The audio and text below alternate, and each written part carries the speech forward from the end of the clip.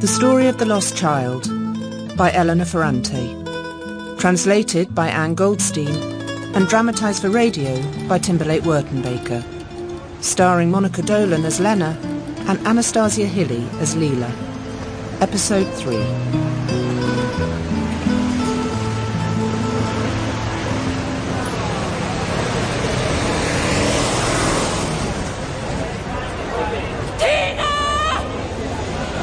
A little girl of 4. Yeah, about 5 minutes ago. She went that way. Did you see a little girl of 4? Her name is Tina. Yeah, I think so. She was at that stall over there. Tina! Emma, did you see Tina go anywhere? Did you see a little girl? Her name was Tina. I know Tina, yeah. I'm sure I saw her moments ago. She was going towards the garden for the tall man. At every moment, we thought we'd found her. Tina. Every sighting was illusory. Did you see a child going towards the gardens? No, but I saw a little girl chasing a blue ball towards the Stradone.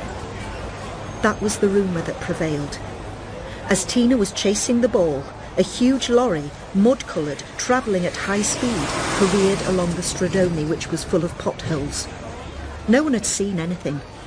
The lorry hadn't braked, but had disappeared along the Stradone with Tina. On the street, nothing remained, not a drop of blood, no clothing, nothing. The vehicle disappeared into nothing, and in that nothing, Tina was lost. That was one of the many rumours in the days and weeks spent searching for Tina. I was holding Emma in my arms, talking to Nino. Did you want to show off Emma? Make Nino interested in her? Tina. Did you feel neglected? One moment of inattention? The rumours kept flying.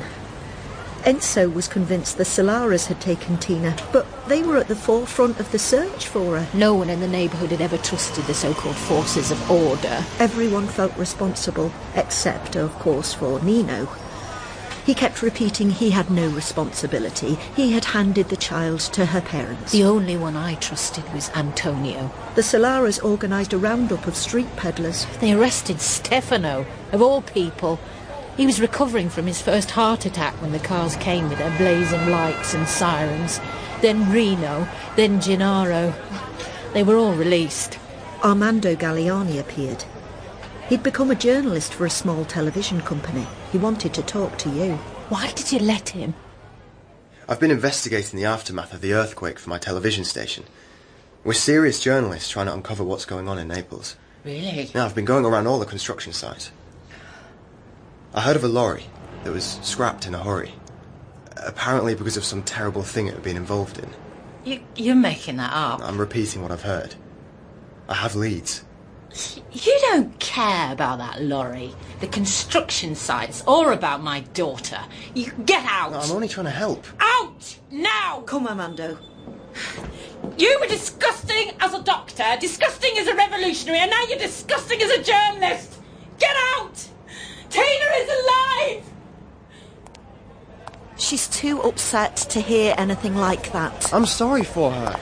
I really wanted to help. Tell her that. I heard your father had died. How's your mother? She's living in France. Nadia? We don't talk about her. Italy has become a cesspool and we've all ended up in it. The workers' parties are full of honest people who've been left without hope. Armando did track down the burnt wreck of an old lorry and connected it to Tina's disappearance. The news caused a sensation for a while, until it was ascertained there was no possible connection between the burnt-out vehicle and Tina's disappearance. How could you bring that shit into my house? The neighbourhood was divided into those who thought Tina was dead and those who were convinced she was alive and a prisoner somewhere. But I noticed how quickly you were losing your aura of invincibility. You were no longer an alternative to the Solaras. People began to avoid you. I didn't notice. I discovered Gennaro had started using heroin again. He ran away from us. I was sure he'd gone to his father, Stefano. I went there. Stefano had been solid. Now he was skin and bones. The heart attack had crushed him. He was frightened. He'd closed the grocery and Ada was asking him for money, as was his sister and his mother.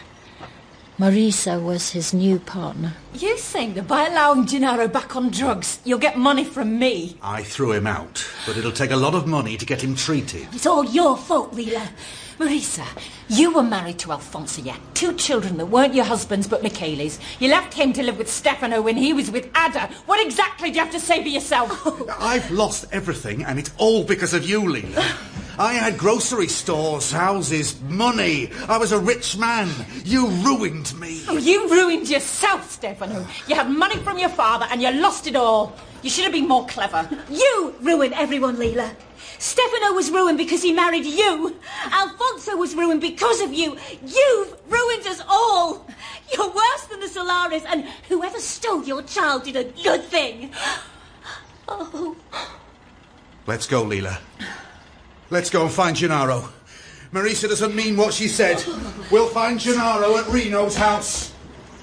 Reno wanted money as well. They all wanted money. I got hold of Gennaro and I walked out with him. You have money, Mama. Why don't you just give it to him? Is that how you want to end up? Like your Uncle Reno? The house became an inferno. I could hear the shouts. Dede would start crying. Elsa wanted to call the police. We succeeded in getting Gennaro off heroin. But my daughters had become afraid of you. I always did my best for them. Yes, when I was travelling, promoting my books, and, I have to admit, escaping from them, you looked after my daughters. And I saw what you didn't see. Dede, but first, Reno disappeared. First? Is there an order to a life? First? Second? Gennaro and Stefano eventually found Reno in a car along the old tracks. His eyes were open. His unshaved beard covered his face like an overgrown plant. Stefano started kicking the corpse. You were shit as a boy, and you remained a shit. You deserve your shit death. You ruined my sister, and you ruined your nephews. Look, Gennaro, look what's waiting for you. Look at your uncle! Stop it. You ruined my son, you shit. You put him on drugs. Take this, you shit, and this! You disgust me, Pa. It's embarrassing to be your son. The only people I respect in this whole neighbourhood are my mother and Enzo. Now, stop it. Pinuccia didn't even pretend to mourn her husband. I mourned the brother who had defended me from a violent father, who wanted me to have an education. I remembered the Reno who had made the Cirulo shoes with me. Best to forget everything else. You made a film of Tina's life, using old clips, recordings. You asked me to listen to all the clever, delightful things she said. It was a way of keeping her there, but I wasn't sure it was a good idea.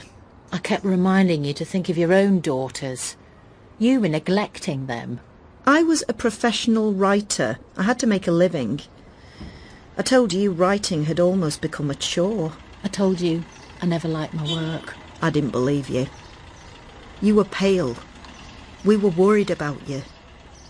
Occasionally, I persuaded you to take a short walk in the neighbourhood.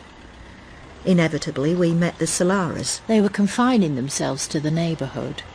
There was a long list of people who were being murdered in Naples, and the Solaris barricaded themselves in the streets they knew. When we ran into them, they were friendly to me, they studiously ignored you, and my sister remained as distant from me as she could. There they are. Just come from Mass. Let's ignore them. We can't. Hi, Lena. Do you see what my boys have in their hands? Books. I take them to the library every week after Mass, and if they don't read at least one book a week, I won't give them a lira. Am I right, Lena? I didn't say that since they had enough money to buy the whole of the Biblioteca Nazionale, they didn't need to borrow books from the old library where Lila had taken out 4 books a week, using the names of everyone in her family, even those who couldn't read. Would you like to come and eat with us, Lena? I can't, thank you. Your daughters are lovely. I'd like them to get to know my boy. Silvio is their cousin, after all. I'd like you to tell the boys what they should read. You're an example to all of us. You and your daughters, we always talk about you. We say, here you are, living in this neighbourhood even though you're an important person. Today everyone goes to school, but if you don't read the way you did, you end up nothing. Like some people I could mention, and then you stay malicious. Isn't that right? I really have to go. Come on, Lena. But it's true, isn't it? If you stop studying, you become malicious, and malice is ugly. He grabbed my wrist. As Marcello had done all those years ago. I was wearing the same bracelet, my mother's bracelet. Michele broke it. I'm so sorry. I'll have it fixed for you. It's all right. Give it back to me like that. Don't worry. No, it's my duty. You'll have it back like new. Marcello will take it to the jeweller's. We really have to go. Bye. You're even more defenceless than you used to be. You'll never see that bracelet again. Not long after that encounter, the Solara brothers were shot in the street in full daylight. It was December 1986. What I've heard, Lila, is that they were shot right in front of the church. Michele was shot twice, Marcello 3 times. Gigliola ran away with her sons. Elisa grabbed Silvio. And they say Michele died immediately, but Marcello sat down on a step and tried to button his jacket. But no one knows who killed them. No one saw anything, apparently. Some people were saying they both just hit their heads on the lava stone. And you know the strangest thing of all? This came in the post. Look how polished it is. It's my mother's bracelet. There was even a note from Marcello. Don't wear it. Don't let your daughters wear it either. What do you think? It was obviously an execution. Elisa is frightened they'll come and get her and Silvio. They were shit. I'm sorry for your sister, but she shouldn't have married Marcello. Everyone knows people like that end up getting killed. Lila, we've known them since they were boys. All men were once boys. We went to their pastry shop. They gave you work. It was convenient for them, and it was convenient for me. Michele was a bastard, but so were you sometimes. Yeah, well, I should have done worse.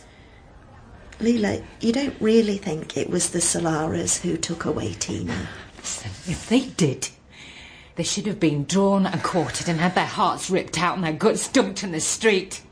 If it wasn't them, whoever murdered them still did a good thing. If the assassins had whistled, I would have rushed to give them a hand. Lila, you're very pale. You're not well. At least now we can walk around the neighbourhood without worrying about running into them. Some people are saying that the bullets that killed the Solaras hadn't been fired by anyone. Listen, no one killed them, and no one will weep for them. Lila, what's wrong? I don't know. I'm losing a lot of blood these days. Listen, I think I'm going to faint. I took you to hospital, where they discovered a fibromatous uterus. They took it out. When you came home, you decided you would stop work. One morning, with Gennaro's help, you carried up an old computer to my flat. I loved it from the start. My daughters and you laughed at my enthusiasm, and you took them downstairs to teach them more advanced skills. They all took to it, even Imma, and soon Dede involved Gennaro, who until then had hated the sight of a computer. Dede was changing Gennaro. I simply thought he needed more confidence. Not the kind of confidence you were thinking of. You saw what was happening. You never warned me. There were other things to worry about. The electoral campaign of 1987 was approaching. We read in the papers that Nadia Galliani had been arrested. Carmela came to the house, distraught. They didn't arrest Nadia. She turned herself in to bargain for a lighter sentence. Well, why don't you advise Pasquale to turn himself in? Turn himself in? To who? To the state. The state? Do you know what the state has been doing since 1945? Have you noticed the thefts, the criminal collaborations by ministers, parliamentarians, judges? Shall I bring you the figures? Do you know nothing? I never heard any of this. Well, that's what the state is, and you want Pasquale to turn himself into those sorts of people? Shall we bet that Nadia does a few months in jail and comes out fine while they lock Pasquale and then throw away the key? Do you want to bet? Lila's right. If Nadia turned herself in, it means she's repented, and now she'll throw all the blame onto Pasquale to get herself off. Yeah. But then maybe it's better for Pasquale to spend the rest of his life in prison rather than being killed. What do you think, Lenu? You began to go out, but no one knew where. You'd leave in the mornings and sometimes not come back until evening. Carmela thought you went to the old cemetery on the Doganella, where you chose the grave of a child, any child, to mourn. I imagined that you walked and walked, not paying attention to anything. That you walked to numb your pain. You and Carmela were both wrong. I began to think it was time to leave Naples. And Naples you still didn't know. I had 3 daughters to look after and their fathers were absent. Nino only phoned occasionally, and the only time he wrote was to ask me to vote for him. Predictably, he had joined the Socialist Party lists. He sent a flyer with a short biography in which he mentioned 3 children: Albertino, Lydia and Imma. I didn't vote, but Imma was proud of the flyer and took it to school with her. Once Nino was elected, he sent a hasty and self-satisfied letter, but there was no address, no phone number. Imma, however, was thrilled when a teacher asked her one day if she was the daughter of the Honourable Nino Sarratore. She was no longer in the shadow of the Erotta name. But Pietro decided to go to the United States. He'd been offered a post at Harvard. It was time to leave Naples. It soon began to feel urgent. To get your daughters away from us. You had never noticed that Dede was head over heels in love with Gennaro. Dede, is what Lila says true? Are you in love with Gennaro? Yeah, I am. Is he in love with you? I don't know. I've loved him forever. And if he doesn't reciprocate? My life will have no meaning. Dede, you have exams. You'll probably come out top of your class. What are you planning to do? I'll stay with you until my exams are over, but then I want to go away from here. I hate Naples. Gennaro hates Naples. He wants to go to Bologna. There's freedom there. Dede, you're 15. You know that neither your father nor I will let you go. I'm going anywhere. What will you do for money? I'll work. And you'll leave me and your sisters? Well, someday, Mama, we'll have to separate. I called Pietro. I asked him to come to Naples without delay to talk to Dede. He had endless engagements, but he came at last. I tried. We talked for a long time, but you know what Dede's like. She functions by theorems. She always knows what she's going to do next. She'll go to bed with him? Oh, yes. She has it all planned. Well, first she'll pass her exams, then immediately after her exams she'll make a declaration to Gennaro, she'll lose her virginity. They'll go off together and live by begging, thus putting the work ethic in crisis. Yeah, it's all right for you to laugh, but you're going to Boston, leaving me with this crisis and the other girls. I'm only reporting her plans. And if Gennaro wants, they'll both come to Boston. I'll break her legs. They might break yours. There's nothing you can do, Lena. I could probably keep Dede away from Gennaro, but there's Lila downstairs. She'd consider it an insult. You have to help Lila. I had a long talk with her. She's trying to do everything she can to emerge from her grief, but she can't. She's not doing anything. She stopped working. All she does is walk around Naples. Actually, she's spending her days at the Biblioteca Nazionale. She told me. Lila? She hasn't told you. You must urge her to continue. It's unacceptable that a person with that brilliant mind stopped school in year 6. She's learning everything she can about Naples. She told you all that? There's an inferno inside that unsatisfied mind. And I must say, I wouldn't want to enter it for a second. We talked well into the night. Not just about you. About politics, my books, a new essay of his. And, inevitably, about ourselves. Nothing was right for you. I was inadequate in everything. Only the other man was perfect. And now? Well, he pretended he was righteous, but he's ended up in the socialist gang. They're completely corrupt, as you know. I'm afraid I was very wrong about Nino. Oh, Eleanor, how you've tormented me. And I've loved you so much. We have 2 children. And I still love you. Pietro, come to bed. Together. how else? It was a tender goodbye. We knew it would never happen again. I woke him at 6 in the morning, before the girls were up. I accompanied him to the car and went and bought the papers. I was thinking of our life together and the fierce argument we'd had when Pasquale and Nadia came to our house. Pietro had called them murderers, but I couldn't accept that term. Not for Pasquale. As soon as I was back in the flat, you called from downstairs. I asked if you'd read the papers. I'd just heard on the radio that Pasquale had been arrested in Serino, 50 kilometres from Naples. Carmela and Pasquale were our childhood friends. They'd known instinctively that the limbs of a man are not nourished when he fills the belly of another, and that those who make you believe that ought sooner or later to get what they deserve. I sometimes wondered myself if a modest amount of violence wasn't needed to confront the fierce world we lived in. I looked for good lawyers for Pasquale. I tracked down Nino. I told him I was bringing Imma to see him. We both left for Rome. We had to present ourselves to the Parliament buildings. I kept showing my papers and repeating loudly that here was the daughter of the Honourable Nino Sarratore. Nino finally arrived, well-dressed, radiant, preceded by a very attractive secretary.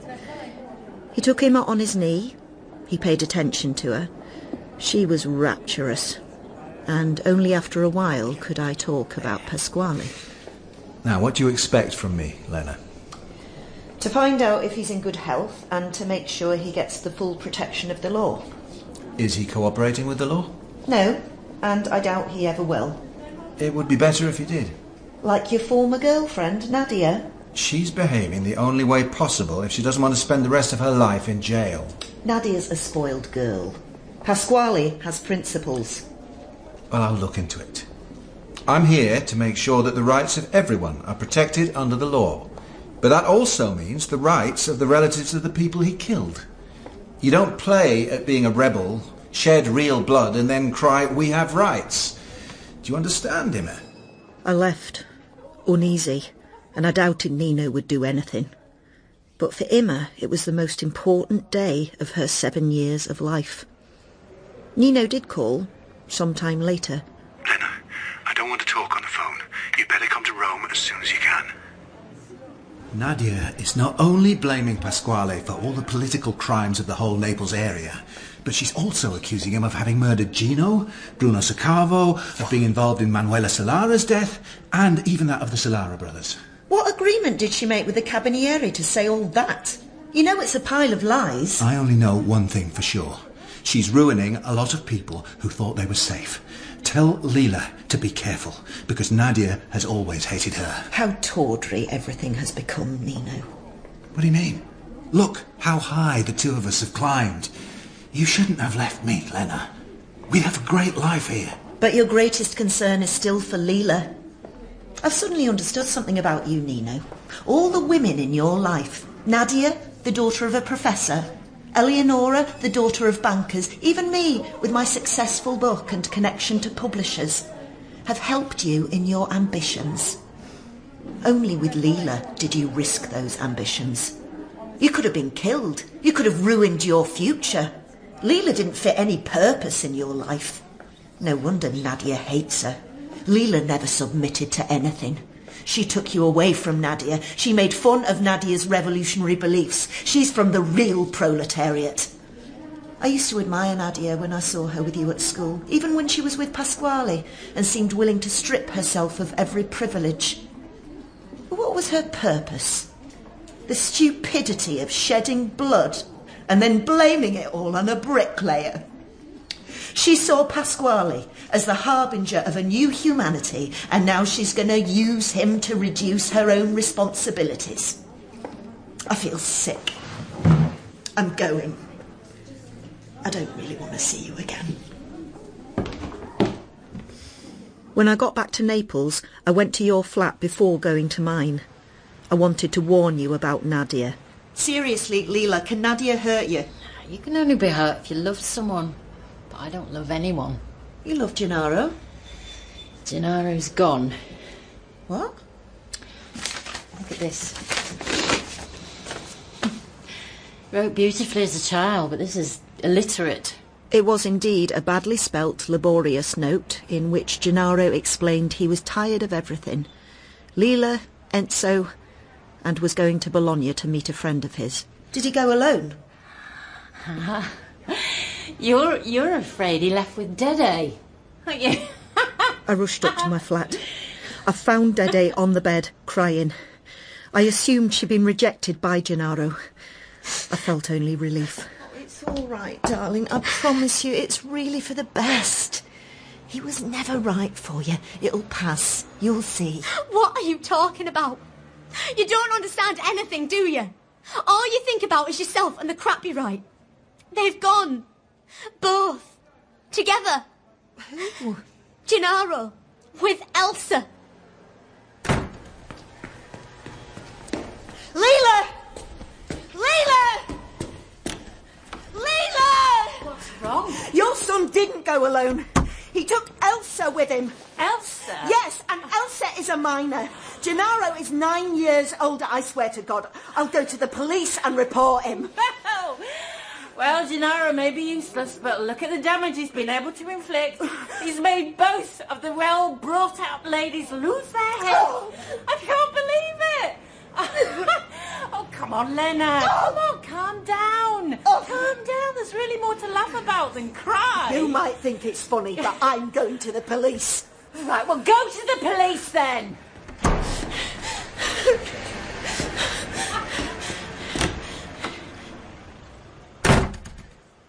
Dede? What now? I want to know where they went. Now. How would I know? You know that friend in Bologna. What's his name? Address? I'm not going to tell you. That would be a betrayal. You're going to tell me right now. Fine. I'll find the address myself. I can't believe it. What now? Your sister stole the money I kept in the drawer. And all the jewellery, including my mother's bracelet.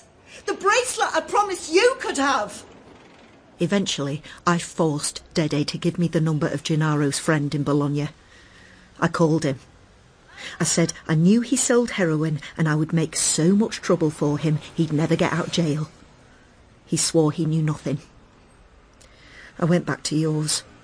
Sit down, Lena. I've heard everything. I want to go to Bologna right away. Lila, I want you to come with me. There's no need.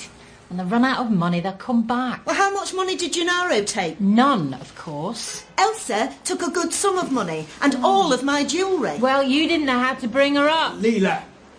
Look, my son is the drug addict. My son didn't study. My son reads and writes badly. My son is good for nothing. But the one who steals is her daughter. The one who betrays her sister is Elsa. I'll go with you. Come, let's go to Bologna. I don't want to report Gennaro. I just want to find my daughter. We'll manage you, you'll see. I want to leave Naples. Lila and I can't continue fighting over who brought up our children better. She's in acute pain, Lena. You have to try to understand. If a being a few years old dies, eventually you resign yourself. But if a child disappears, you no longer know anything about her. There's not a thing that remains in her place. Will Tina come back? Will she never come back? Where is she? Is she on the streets or with rich people who long for a child? And if we come across her on some street, will we recognise her? I saw in the headlights the tears in his eyes. We drove on through the night.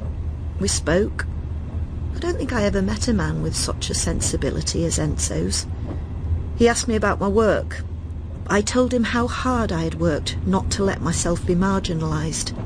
You see, with what energy you speak of your work, no matter how difficult it is, it's anchored you, and more than that, it's engaged your feelings. Life drags you with it. For you, Tina is an atrocious episode, but already an old one. For Lila, time stopped the minute we lost her. She can't help feeling bitter towards everything that is alive and growing. And you, Enzo? When Tina was born, it was as if a light switched on. in my head.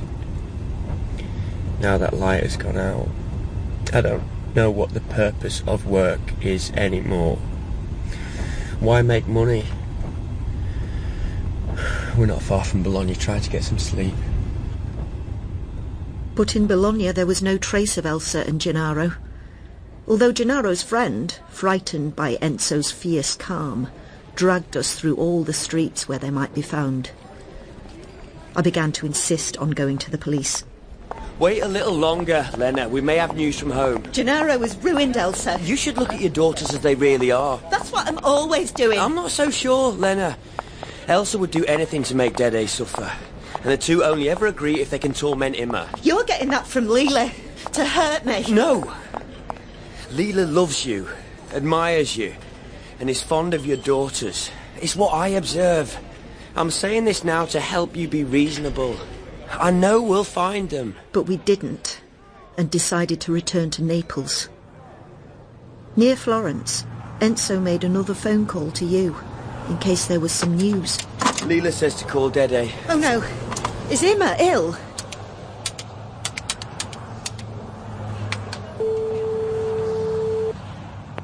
Dede, darling, what's wrong? I'm going to the United States.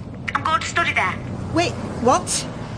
We'll talk about all that another time. Elsa will only return to the flat when I'm gone. You should know that. We have to find her first, Dede. The bitch telephoned a little while ago. She's at Grandma's. With Gennaro. Oh.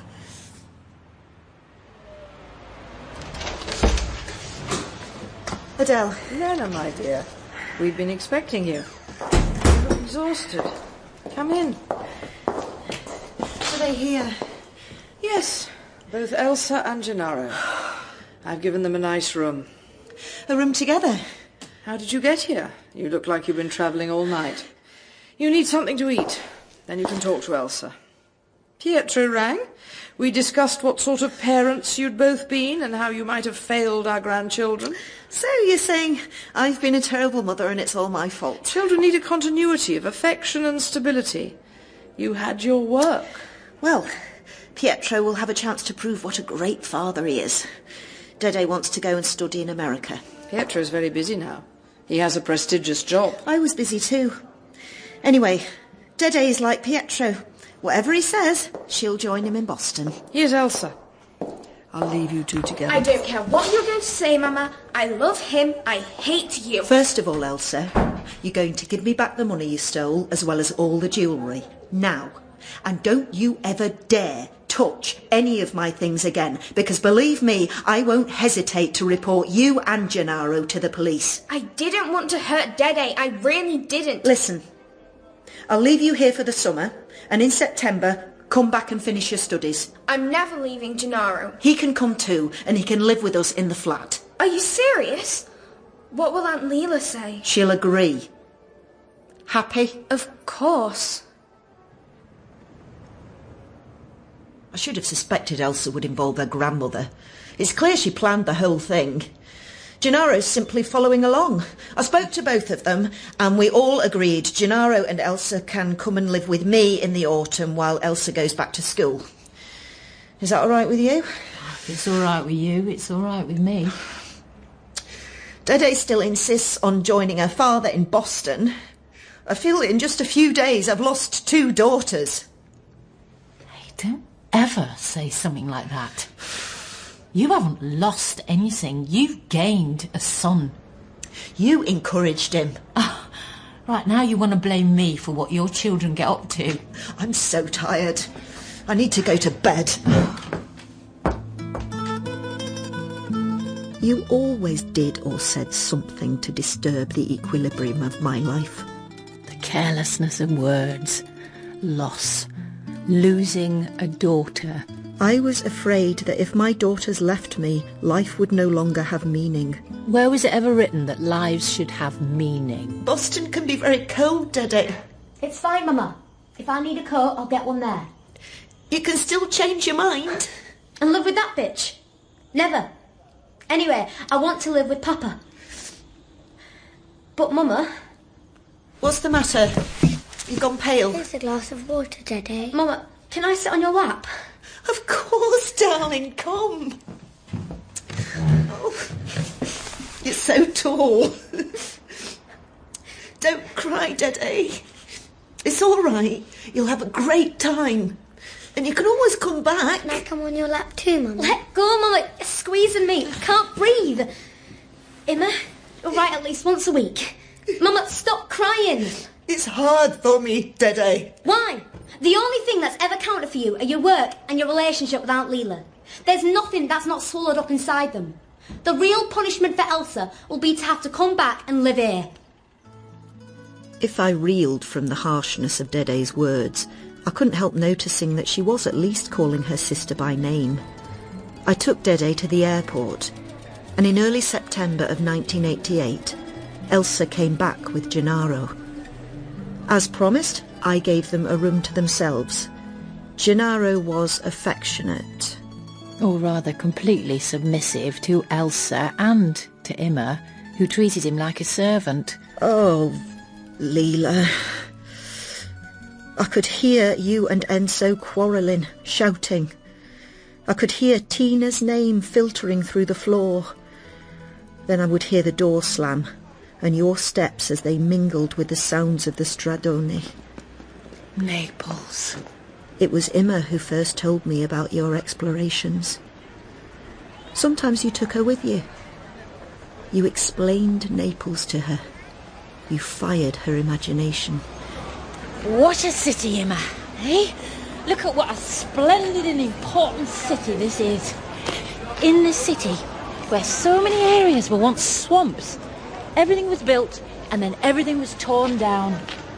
Here, the people don't trust talk, but they talk all the time. Look, there's Vesuvius, which reminds you every day that the greatest undertakings of powerful men, the most splendid works, can be reduced to nothing in a few seconds by fire and earthquakes and ash and the sea. Now, we'll go to Piazza Falcone, where the spirits of dead children live. But first, we'll go to Porta Nolano, where they say a child can often be seen at night. You know, Emma, spirits don't just exist in places like alleys or ancient gates. They exist in people's ears and eyes, when the eyes look inside rather than out. And sometimes in the voice, when it speaks, because words are full of ghosts. Words are full of ghosts, Aunt Lila. Yes, and so are images. Now, if you go to the Biblioteca Nazionale, spirits jump out from the pages. In Naples, these things happen without laws or decrees. In Naples, there's clarity, Emma. I was convinced you were writing about Naples. I confronted you. All this work on Naples, you must be writing about it. Oh, you're the writer. You're not answering me. To write, you have to want something to survive you. I don't even have the desire to live. If I could eliminate myself now, as we're speaking, I'd be happy. Why would I start writing? But if you ever did, you'd let me see it. I could get it published. Oh, God. I used to love computers. You know, they seem so clean, but computers force you to leave traces of yourself everywhere, as if you were peeing and shitting on yourself all the time. You know what my favourite key is? Delete. It was not the first time you had talked about disappearing, but I knew you wouldn't contemplate suicide, not even in your worst moments. What's the name? It's so important to you. Elena Greco. Really? It's only a sack with a name tied on it, randomly filled with blood, words, shit, and petty thoughts. Well, all I want is to untie my name, slip it off me, throw it away, and forget it. I knew what you were like when you became obsessively focused on something. Your wanderings through Naples became longer and longer. I worried sometimes and stayed awake, afraid the shadow of Tina was joining you, wondering whether you were exploring the catacombs with their rows and rows of death heads. Sometimes I didn't sleep until I heard your footsteps and the door of your flat slamming shut. One day, after you'd disappeared, I saw with alarm the police heading towards our building. I was sure something had happened to you. But the police had come to arrest Enzo. Nadia had named names upon names. The order of the world we had grown up with was dissolving. The exploitation of man by man, the logic of maximum profit, which before had been considered abominations, were returning to become the linchpins of freedom and democracy. And all the accounts that remained open in revolutionary organisations were being closed with a heavy hand. People like Nino and Armando Galliani had intuited that the climate was changing and had quickly adapted to the new order. But not Pasquale and Enzo. Pasquale continued his war in prison and never said a word, either to exonerate himself or to implicate anyone else. Enzo would have talked, explaining his feelings as a communist, while denying all the charges. It seems Nadia had dug up the time Pasquale and Enzo were involved in the worker-student collective in the Via dei Tribunali. The one she and Armando were so keen to lead. She implicated them in small demonstrations carried out against the property of NATO officials. But Nadia may also have implicated Enzo in all of Pasquale's actions, accusing Enzo of planning them. It took 2 years and the most expensive lawyers I could find to get Enzo out. When Enzo came out of prison with no charges against him, the damage had already been done. Rumours flew. People began to think he really had committed atrocities while remaining camouflaged by the work of our company. You'd stopped working. The business was in trouble. We sold it for a few 100 million lira. We had thought it was worth billions. In the spring of 1992, you separated by mutual consent. Enzo gave you most of the money and went to look for work in Milan. I was sorry to say goodbye to him. Stay near her, Lena. Lila is a woman who's not comfortable with herself. She'll have a hard old age. Write to me, please. I will. He did for a while. I answered. He called me a few times and then that was all. It was the time of breakups. As I had long expected, Gennaro and Elsa broke up. Their love had lasted 6 months. She failed her exams, she took them again, and then she decided she too would study in the States. She didn't say goodbye to me. But she told me she understood our friendship and that you were the best person she'd ever known. Gennaro was desperate after Elsa's departure, but he stayed with you. And you began to urge me to move away from Naples. Why stay? I couldn't understand you. You wanted me to send Imma to Nino. She was so proud of him. That was then. When I'd last seen Nino, he was self-satisfied, bloated. I told him he was worse than the Solaras. He was using my fame and Imma to get himself re-elected. He asked her to pose with him. I refused. She was angry with me. But the long arm of justice... He wasn't re-elected. And then we saw on television one evening that the Honourable Nino Sarratore had been arrested for corruption. Even Guido Erotta was under suspicion. I thought of calling Adele, but unsure of what to say, I called Maria Rosa instead. Well, Lena, what a surprise. It's been a very long time. I've been following your glittering career. You can't open a newspaper without seeing your name. I called about Guido. I was so sorry to hear... My father thought you could change one thing here, one thing there. But when you do that, you change nothing. And you're forced to enter into a system of lies, and either you agree to repeat those lies or they get rid of you. But surely he didn't take money. Of course he didn't. Father never put a single lira that wasn't legal in his pocket. They know that. Guido was exonerated, and I called Adele. I'm so glad Pietro, Dede and Elsa are in the States, where this sort of thing doesn't happen. The girls are doing very well. They love it there. They call me all the time. This is a country where one is exposed to every insult going. We should all emigrate. I was concerned. Is Guido all right after all that? May I say hello to him? He's resting, but I'll pass on your good wishes.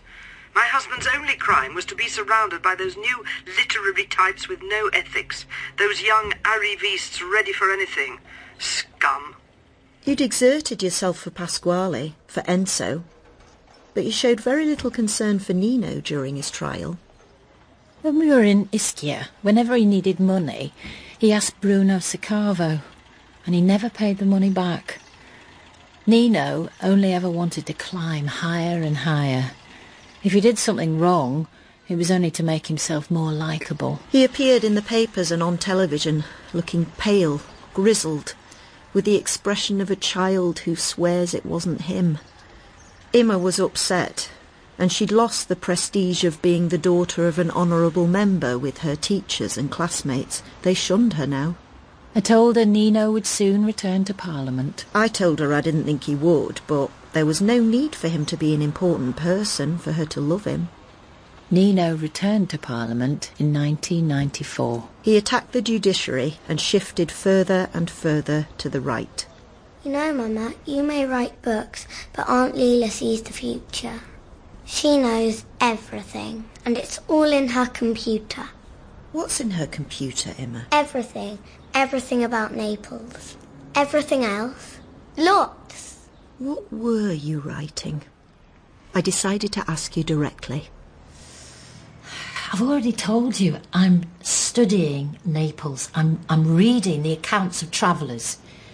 Everyone, century after century, praised the great port, the sea, the ships, the castles, Vesuvius, tall and black with its disdainful flames. But then, century after century, they began to complain about the inefficiency, the corruption, the physical and moral poverty. No decipherable order, only an unruly and uncontrollable crowd on the streets, cluttered with sellers of every possible merchandise, people speaking at the top of their voices, beggars, urchins. Oh, Lena, there's no city that gives up such clamour and so much noise as Naples. I was leaving Naples for the second time. I'd lived in Naples for 30 years, and yet I knew almost nothing about it. You, in a few sentences, had transformed it into the most vibrant place in the world. You. Always you. Thank you for taking such good care of Emma, Lila. She's learned to love Naples through you. I've always helped Emma, not just now. She was Tina's friend. Tina loved her, maybe even more than me. Lena. What? I don't understand how you never thought of it. What? Well, you remember that newspaper article and the photograph of you and Tina with the caption saying that she was your daughter? Did it never occur to you that they may have taken Tina because of that photo? They thought they were stealing your daughter. Instead, they stole mine. But why? You were always in the newspapers. Maybe they wanted money from you. Is that why you took such care of Emma? To keep her safe? I don't know. I don't know anything anymore. How's your packing going? I found a flat in Turin, and I'm going to run a small publishing house. Oh. Lila, if you ever write anything, I don't know, about Naples, about Tina, the neighbourhood, you'll let me see it. You're the writer, Lena. I wonder. During those years in Turin, I became obsessed with the book you might be writing. I wanted it, and I feared it. My books were selling less and less well. I was facing the possibility of old age and poverty. The men in my life usually came to me because they wanted to give me their manuscripts to read. I was being forgotten, and I wondered if your book, with the genius you had displayed in your childhood story, The Blue Fairy, would manifest itself, eclipse us all, and I would be annihilated. You have to love yourself to write, Lena. I went to Naples in 2005. We walked the streets.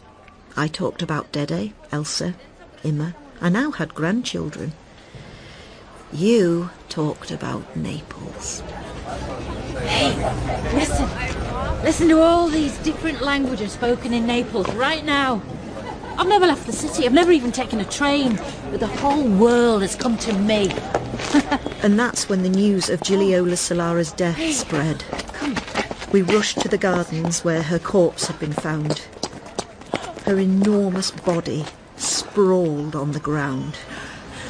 You know, I look after my appearance, but I don't recognise myself in the mirror. I move differently. Gigliola was our friend. She was the beautiful daughter of the pastry maker. She caught Michele Solara, had children with him. And now look. Am I going to look like that one day? I don't feel any different.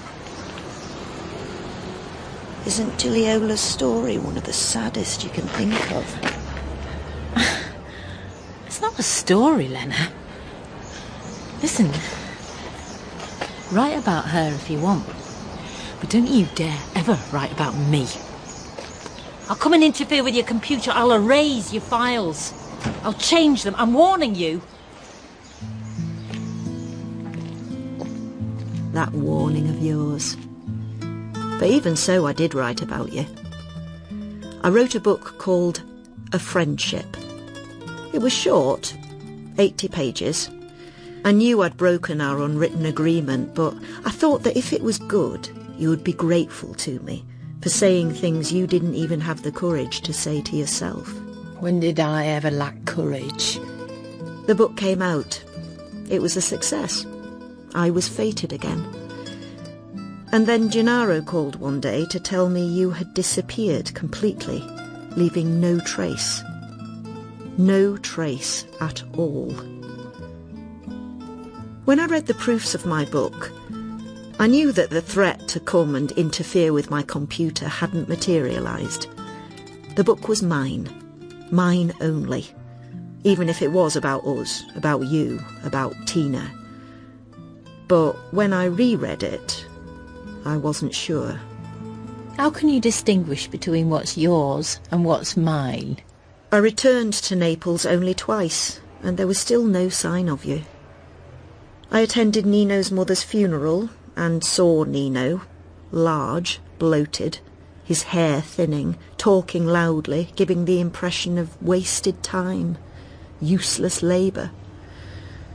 I managed to visit Pasquale in prison several times. I've just got a degree in astronomical geography. I plan to take a further degree. That's wonderful, Pasquale.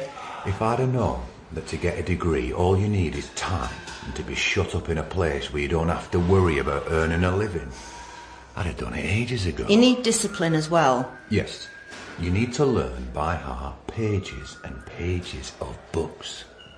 It's great. Remember when prizes were assigned to the most diligent readers and top came Lila's father, Lila's brother, Lila's mother, and Lila... Oh, Lila. Using her relatives' cards to take out books. Remember the shoes? When she was like Jackie Kennedy. Remember when she designed that shoe shop? Hey, when she learned programming. Do you have any idea where she is? She'll be doing her intelligent and imaginative things somewhere. You'll see.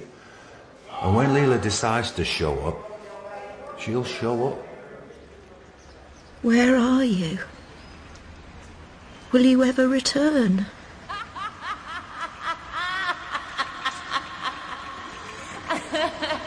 Yesterday, after going to get a newspaper as usual and walking the Labrador, I found a package on top of my postbox. It was roughly wrapped. My name wasn't written anywhere. I opened the wrapping. There were 2 dolls. Tina and No. The lost dolls. You can play with her if you like, but you have to give me yours in exchange. Here, be a good girl, Tina. Lila's going to hold you. The dolls we accused Don Achille of stealing. And he gave us money to buy new dolls. We didn't buy dolls. We bought Little Women. I wrote The Blue Fairy. That was the beginning. Yes. That was the beginning of our story. Lena. Lila? Lila? Are you here? Stop! She's gone!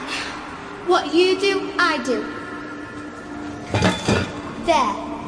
And now we'll have to go down to the cellar and get our dolls back.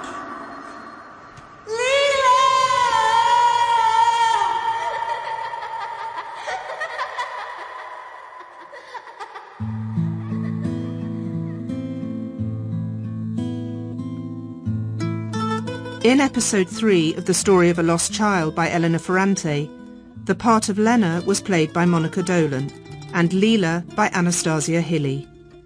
Adele, Sylvestra Lutuzal, Nino, Daniel Flynn, Enzo, Carl Prekop, Stefano, Hugh Kermode, Carmela, Louise Calf, Armando, Josh Dillon, Maria Rosa, Claudia Jolly, Michaeli, Daniel Ryan, Pietro, Ferdinand Kingsley, Pasquale, Nicholas Gleaves, Gennaro, Tom Davis, Imma, Grace Piercy, Dede, Ella Dale, and Elsa, Georgia Taft. Marisa was played by Sarah Markland. The Story of the Lost Child was translated by Anne Goldstein and dramatised for radio by Timberlake Wertenbaker. It was directed by Celia de Wolf and was a peer production for BBC Radio.